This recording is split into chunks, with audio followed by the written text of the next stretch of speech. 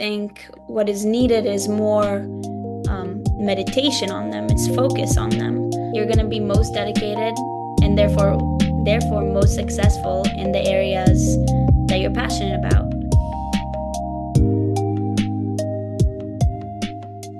Hello, everyone. Welcome to the Unit E channel. And today we're back with another episode of the Outstanding Teens interviews, joined by a rising freshman at Yale University. And she is also the founder of the Great Ideas Club.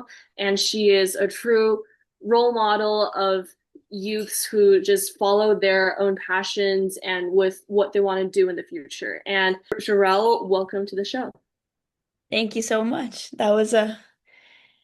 That introduction really set me up, so better meet those expectations, I guess. Not sure I can, but thank you for the lovely introduction. So, what made you start the Great Ideas Club? So, was there a sudden inspiration, or was it something that you had been thinking about for a while? So, for a long time, I knew that I wanted to start a book club in my school. I wanted kind of a place that could motivate both myself and my peers, like my friends, to read and to keep up with reading and to continuously learn about new ideas, new authors, new philosophers. And I just didn't think that it would be so feasible to have that effective of a book club where high schoolers commit so much of their time to reading their books, especially when there's such a heavy workload as it is in high school. And I was kind of brainstorming how I could bring a club that doesn't necessarily demand too much of students' extra time. And it kind of worked also together with me being inspired by figures like Charles Eliot, who was a former Harvard president, and he had an approach to education, or he believed that education should have an approach of quality over quantity. So he had an idea, a theory that was called the 5-foot shelf, where he thought that an adequate education could be gained by a 5-foot bookshelf filled with the classic works of the Western canon. And similarly, with very, again, similar ideas, there was philosopher and educator Mortimer Adler, which I talked about in the presentation at your school. But um, he pioneered what was called the Great Books movement, which again, looking at classic works from the Western canon. And these two figures have kind of, I was introduced to them and I was thinking about them and their ideas for a long time. And again, not necessarily agreeing with the strict approach to the Western canon only, um, but they kind of played as an inspiration to forming this club.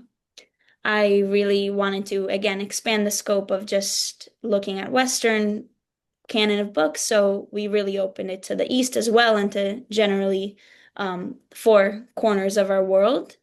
And that's how, after I think a long time brainstorming and thinking one day, the idea just came of kind of building on top of the great books movement, but more of a great ideas club. That way, again, it's not just books that are time consuming, but it could be excerpts from books and it could be excerpts from plays and different things. So I think kind of both drawing in my inspiration and something that I was thinking about at the time, which was the great books movement, um, as well as practicality for students. So kind of just weaving that together.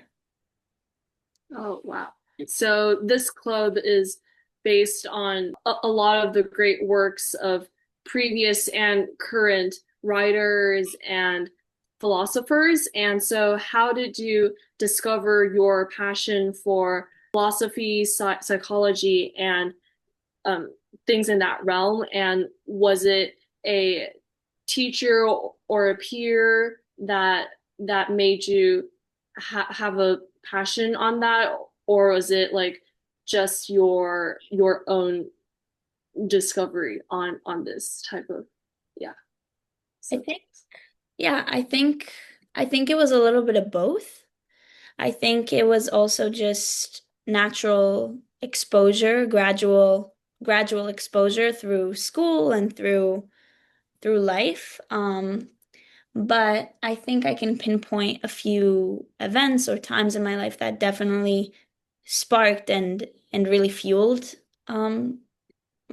the discovery of my passion for philosophy and literature.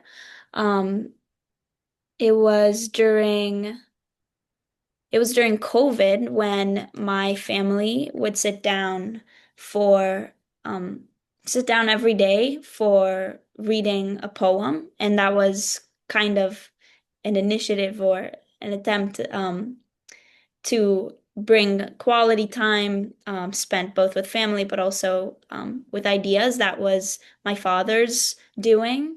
My dad wanted us to sit together and bond over a poem, and so that's what we did, and that really made me realize um, that I have passion for literature and for the English language and for words, and um, being able to connect with my family over that definitely inspired me and fueled my passion for that. So that was definitely one main event. And then last summer, I also went on a Jewish American program where we really it's called the Bronfman Fellowship, and it's a program that's based in tech study, and we really would sit down for hours and explore either a long article or one single sentence, and we would talk about it for a very long time. And we were guided by these amazing teachers, and so I was really inspired by the words, by how it could connect me to a community, to friends, seeing how much we could learn about people through their insights on different pieces of literature that time in my life, the Bronfman Fellowship really, I think, tied the knot on my dedication or my interest in philosophy. So I think it was a few different things, but I guess I just always had a natural inclination towards those fields. Oh, wow. So I know that the Great Ideas Club is largely based on the thoughts and ideas of thinkers of the past. And putting on those lenses, what do you think of our current state of our world right now? Because with the rise of AI and social media, and so like more people are dependent of the opinions and of the perceptions of people on themselves rather than valuing like what they actually think in their own heart. And so what do you think on that after you have looked at so many works of thinkers and philosophers of the past? What do you think of our world as of now? I think you're totally right. I think there is an overdependence on uh, external factors on social media and on the very short headlines and quick videos that we see to kind of tell us how to live our lives or how we should live our lives or tell us even who we are. And I think one virtue about exploring these great works, these great ideas is learning to ask questions and to kind of look at the world like exactly like you said, with a certain lens, a discerning lens, and a critical one to be able to form our own opinions, and that um, the honing of the skill of critical thinking, which I think in today's society is not very strong, especially among teens.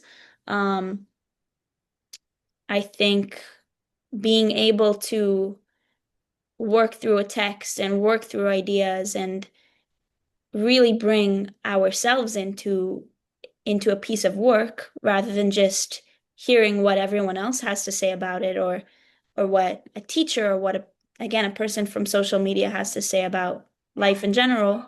I think really thinking critically and working to form our own opinions can not only help in the moment um, of sitting down in the classroom and looking at the work, but also looking at the world and then also looking at ourselves to decide to be able to know ourselves better, to be able to know our passions, um, to be able to know another person better. If we look at a work and work deeply through it, we're able to know how to handle relationships better because we know how to work through challenges and looking through different ideas and insights that these great thinkers, these great philosophers have had could definitely inform us not only with the content that they have, but once again, I'm saying it again and again, but working through a text, working through um, complex ideas is how we develop this muscle of being able to look at the world critically. And I think that's very important. Wow, that's some very wise advice. So what do It's a you good way want to say. so what do you want our audience, both the youths and the adults, to know about the importance of enriching our lives with the wisdom and perceptions of the great thinkers of the past? And do you think that there's a lack of awareness of these great ideas in our current world? And how do you think that people can start to integrate the input of those ideas into their lives? I think that the great ideas are not necessarily ones that are secret or that people are unfamiliar with. I think great ideas like love or justice or Ren, which is an obligation to be kind for all. Um, so different ideas like that are very much known to people, but I think what is needed is more meditation on them, it's focus on them.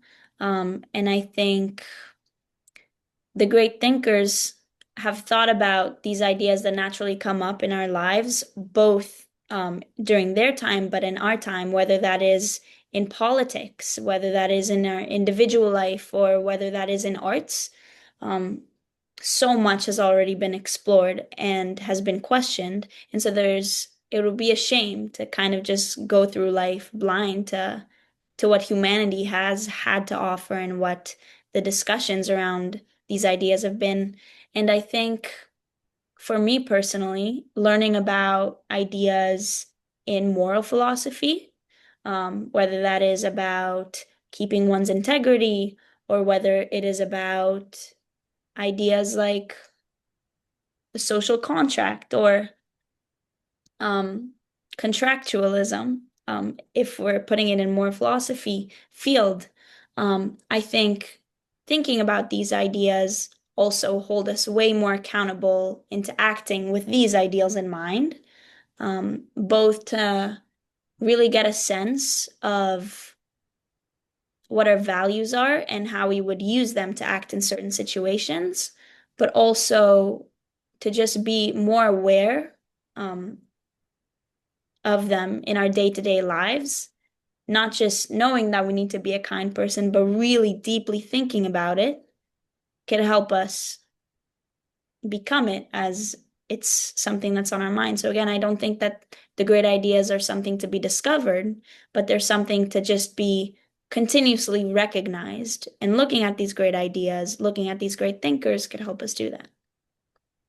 Wow. Okay. So let's switch gears a little bit and talk about this whole stress on college applications, because you're going to basically the top Ivy League school next semester, and to further pursue your passion for philosophy and literature. Is that correct? Yeah. Oh, and so is there anything that you particularly look forward to, whether about um, academics or to college life? Yeah, I'm very, very excited to have, I think, so many opportunities and resources and the privilege to just get to explore whatever I want. Um, I I do feel a pull and a passion towards philosophy and literature, but something that I'm very excited for is just really exploring so much beyond that. I want to learn about, and I think this is possible in any college that you go to, but I want to learn about art history and government and law and general history and and maybe even engineering and business. And I really just want to explore as much as I can. And so I think that college life really allows students to do that. I think it's a great time to either find more things to love about your passion or find things to love outside of your passion. Um, and so I'm very excited to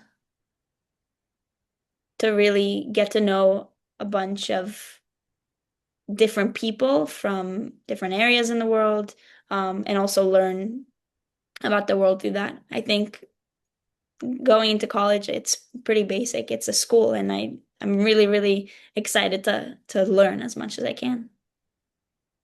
Okay. So, going back to the topic of college applications, because this is something that is stressing people out more and more nowadays. And I know that my next question, like it's a lot more subjective because we never know what got us into a university. But what do you think was the quote unquote key that got you into an Ivy League, or what was it that you did throughout high school that you think was a major contributing factor to the result of your application? Yeah, I that's a good question, and I also agree it's very subjective to the individual, to the person reading your application, to the college itself.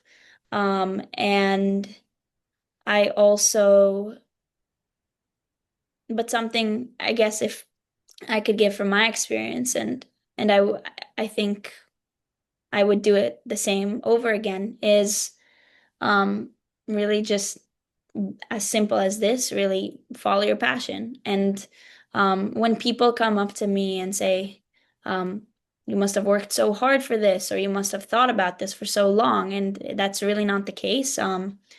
College, of course, is in the back of high schoolers' minds for 4 years, but I didn't feel like my mind was really um, completely focused on just getting accepted into college throughout those 4 years.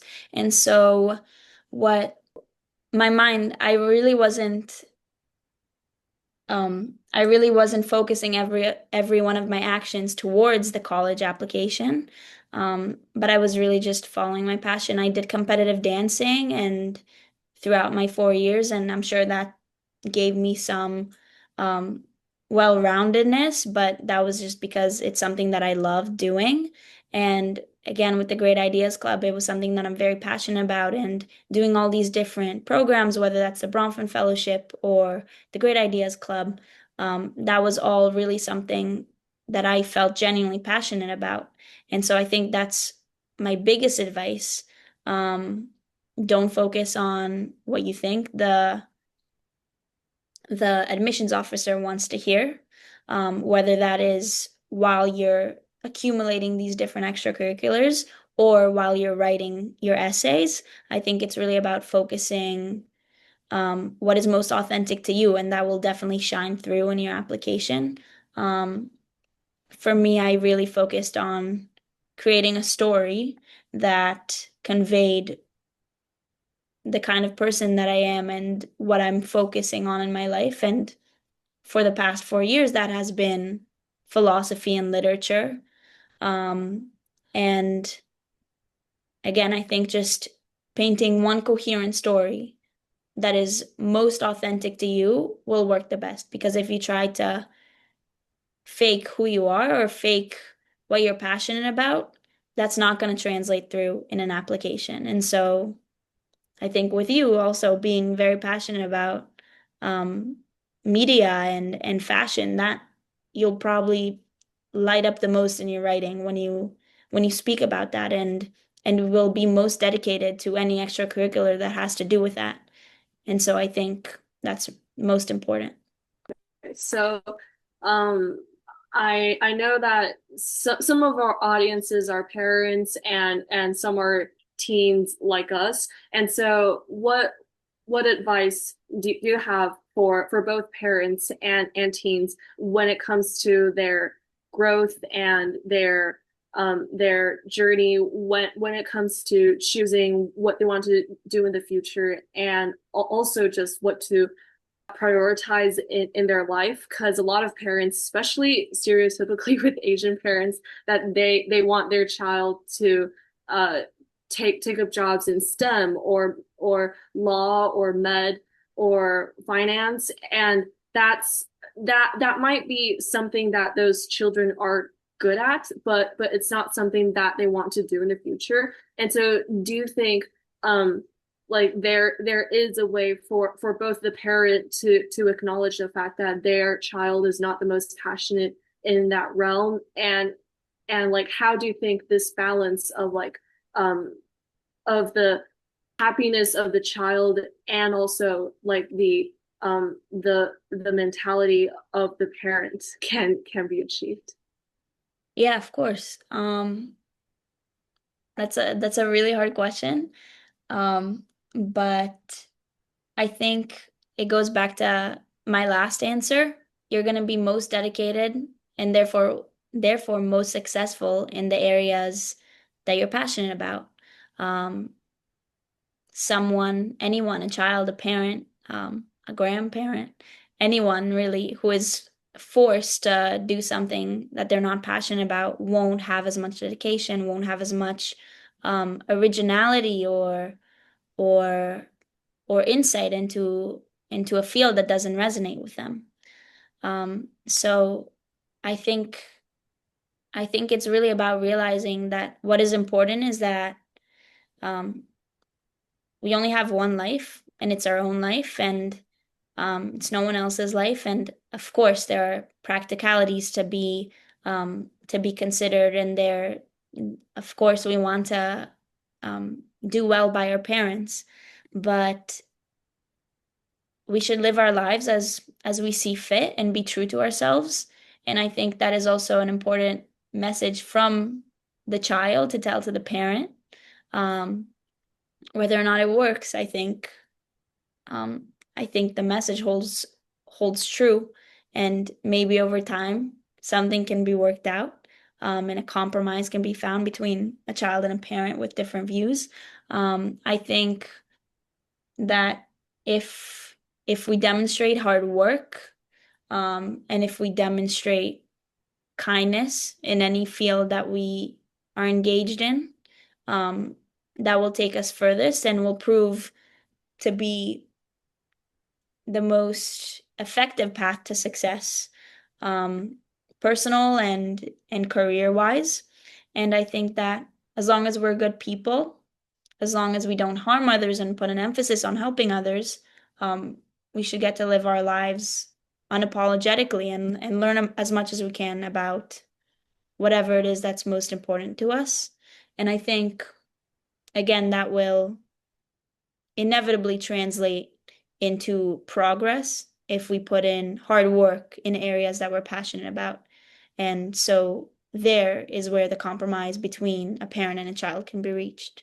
That was a really amazing answer because I mean, as a Chinese daughter who is raised by parents who like really value not necessarily always like wealth over true happiness, but like there's I think always this mindset of parents thinking that their child has to first make enough money, then think about the passion or what they want to do in the future. And so I think with your answer, I think that made me realize that like there is this balance and there is always room for both happiness and like not always wealth, but like this element of realism, I guess, to play in. And yeah, I think was resolving my problem a little bit about college applications. I hope so. Um, So thank you everyone for watching this episode of our interview with another outstanding youth.